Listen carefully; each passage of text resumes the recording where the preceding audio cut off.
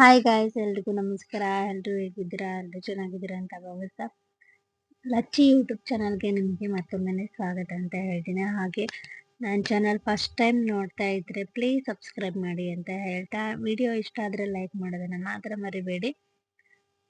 ಇವತ್ತು ನಾನು ಮಾಡ್ತಾ ಇದ್ದೀನಿ ಪಲ್ಯ, ಏನು ಬೇಕಾಗೇ ಇಲ್ಲ ಊಟಕ್ಕೆ, ಅಷ್ಟೊಂದು ರುಚಿಯಾದ ಮೆಣಸಿನ್ಕಾಯಿ ಫ್ರೈ. ತುಂಬಾನೇ ರುಚಿಯಾಗಿ ಟೇಸ್ಟಿಯಾಗಿ ಕೂಡ ಇರುತ್ತೆ. ಒನ್ ಟೈಮ್ ಮಾಡಿಕೊಂಡ್ರೆ ಮತ್ತೊಮ್ಮೆ ಬೇಕು ಅಂತ ಅನಿಸುತ್ತೆ, ಅಷ್ಟು ಟೇಸ್ಟಿಯಾಗಿ ತುಂಬ ರುಚಿಯಾಗಿರುತ್ತೆ. ಇಲ್ಲಿ ನಾನು ಒಂದು 7ರಿಂದ 8 ಮೆಣಸಿನ್ಕಾಯಿನ ತಗೊಂಡಿದ್ದೀನಿ.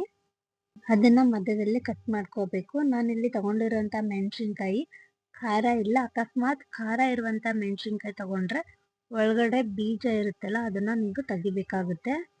ಅಥವಾ ಖಾರ ಓಕೆ, ಖಾರ ತಿನ್ಬೋದು ತಿನ್ನೋರಾದರೆ ಒಳಗಡೆ ಇರುವಂಥ ಬೀಜ ತೆಗಿಯುವಂಥ ಅವಶ್ಯಕತೆ ಇರಲ್ಲ, ಮೆಣಸಿನ್ಕಾಯಲ್ಲಿರುವ ಬೀಜನ. ಈಗ ನಾನು ಇದನ್ನು ಒಂದು ಮಿಕ್ಸಿ ಜಾರ್ಗೆ ಒಂದಿಷ್ಟು ಮಸಾಲೆನ ತಗೋತೀನಿ. 1-2 ಸ್ಪೂನಷ್ಟು ಹುರ್ಗಡ್ಲೆನ ತಗೊಂಡಿದ್ದೀನಿ. ಅದಕ್ಕೆ ಜೀರಿಗೆ ಪುಡಿನ ಹಾಕೊಂಡಿದ್ದೀನಿ. 1 ಸ್ಪೂನಷ್ಟು ಜೀರಿಗೆ ಪುಡಿ, ಅಥವಾ ಜೀರಿಗೆ ಕೂಡ ಹಾಕೋಬೋದು. ನಾನು ಜೀರಿಗೆ ಹಾಕೊಂಡಿಲ್ಲ ಅಂದರೆ ಅದು ನುಣ್ಣಗೆ ಆಗಲ್ಲ ಅಂತ ನಾನು ಜೀರಿಗೆ ಪುಡಿನೇ ಒಂದು ಸ್ಪೂನಷ್ಟು ತಗೊಂಡಿದ್ದೀನಿ. ಇದಕ್ಕೆ ಒಂದು ಅರ್ಧ ಸ್ಪೂನಷ್ಟು ಗರಂ ಮಸಾಲ, ಹಾಗೆ 1 ಸ್ಪೂನಷ್ಟು ಧನಿಯಾ ಪುಡಿನ ಹಾಕೊಂಡಿದ್ದೀನಿ. ರುಚಿಗೆ ತಕ್ಕಷ್ಟು ಒಂದು ಅರ್ಧ ಸ್ಪೂನಷ್ಟು ಉಪ್ಪು ಇದಕ್ಕೆ ಆ್ಯಡ್ ಮಾಡ್ಕೊಂಡಿದ್ದೀನಿ.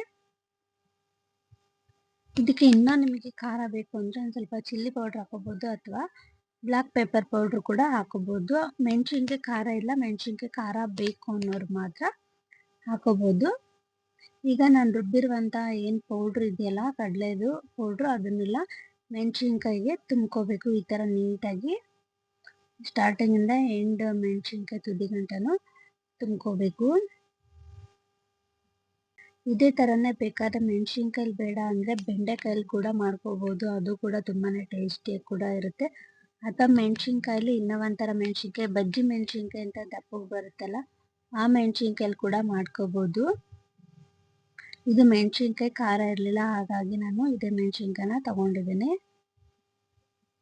ನೋಡಿ, ಈ ಥರ ನೀಟಾಗಿ ತುಂಬ್ಕೋಬೇಕು.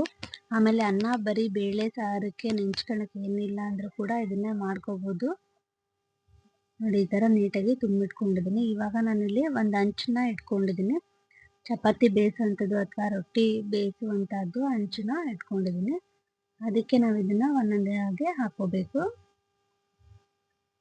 ಒಂದೇ ಸತಿ ಹಿಂಗೆ ಸುರಿದ್ಬಿಟ್ರೆ ಅದೇನಾಗುತ್ತೆ, ಒಳಗಡೆ ತುಂಬಿರುವಂಥ ಪೌಡ್ರು ಆಚೆ ಬರುತ್ತೆ.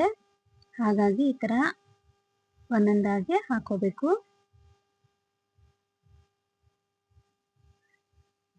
ಈಗ ಇದಕ್ಕೆ ಮೇಲ್ಗಡೆ 1-2ರಿಂದ 3 ಸ್ಪೂನಷ್ಟು ಎಣ್ಣೆ ಹಾಕೋಬೇಕು ನೀಟಾಗಿ. ಇವಾಗ ಇದನ್ನ ಮೆಣಸಿನ್ಕಾಯಿ ಎಲ್ಲ ನೀಟಾಗಿ ಹುರ್ಕೋಬೇಕು. ಈ ಥರ ಕಲರ್ ಬರಬೇಕು. ಹಸಿ ಇತ್ತು ಅಂದರೆ ಸ್ವಲ್ಪ ಖಾರವಾಗಿ, ಸ್ವಲ್ಪ ಹಸಿ ಸ್ಮೆಲ್ಲಾಗಿ ಸಿಗುತ್ತೆ. ಹಾಗಾಗಿ ಮೀಡಿಯಮ್ ಊರಿಗೆ ಕೊಟ್ಕೊಂಡು ನಾವು ನೀಟಾಗಿ ಬೇಯಿಸ್ಕೋಬೇಕಾಗುತ್ತೆ. ನೋಡಿ, ಈ ಥರ ಆಲ್ರೆಡಿ ಒಂದು ಸೈಡು ಫುಲ್ಲು ಫ್ರೈ ಆಗಿದೆ. ನೋಡಿ, ಈ ಥರ ಆಲ್ರೆಡಿ ಇದು ಆಗೋಗಿದೆ. ಇನ್ನು ಮಿಕ್ಕಿರೋದಿಲ್ಲ ಅದೇ ಥರನೇ ಆಗಬೇಕು. ಆದಷ್ಟು ಮೀಡಿಯಮ್ ಉರಿ ಅಥವಾ ಸಣ್ಣ ಉರಿಲಿ ಇಟ್ಕೊಂಡು ನೀವು ಬೇಕಾದ್ರೆ ಮಾಡ್ಕೋಬೋದು. ತುಂಬ ಹೈ ಫ್ಲೇಮಲ್ಲಿ ಇಟ್ಕೊಂಡ್ರೆ ಎಲ್ಲ ಸೀದೋಗುತ್ತೆ ಮೆಣಸಿನ್ಕಾಯಿ. ಹಾಗಾಗಿ ಮೀಡಿಯಮ್ ಉರಿ ಕೊಟ್ಕೊಂಡು ಮಾಡ್ಕೋಬೇಕು. ಇದೇ ಥರ ನೀವು ಬೆಂಡೆಕಾಯಿ ಫ್ರೈ ಲುಕ್ ಬೇಕಾದರೆ ಮಾಡ್ಕೋಬೋದು. ಈ ವಿಡಿಯೋ ನಿಮಗೆ ಇಷ್ಟ ಆಗಿದೆ ಅಂತ ತಿಳ್ಕೊತೀನಿ. ಇಷ್ಟ ಆಗಿದ್ರೆ ಪ್ಲೀಸ್ ನೀವು ಕೂಡ ಒಂದು ಲೈಕಿಂದ ಈ ವಿಡಿಯೋ ಮತ್ತೆ ಮುಂದೆ ಇನ್ನೊಂದು ವಿಡಿಯೋಗೆ ಹೋಗುತ್ತೆ. ಹಾಗೆ ನನ್ನ ಚಾನಲ್ನ ಸಬ್ಸ್ಕ್ರೈಬ್ ಮಾಡ್ಕೊಂಡಿಲ್ಲ ಅಂದರೆ ಪ್ಲೀಸ್ ಸಬ್ಸ್ಕ್ರೈಬ್ ಮಾಡ್ಕೊಳ್ಳಿ. Thank you so much.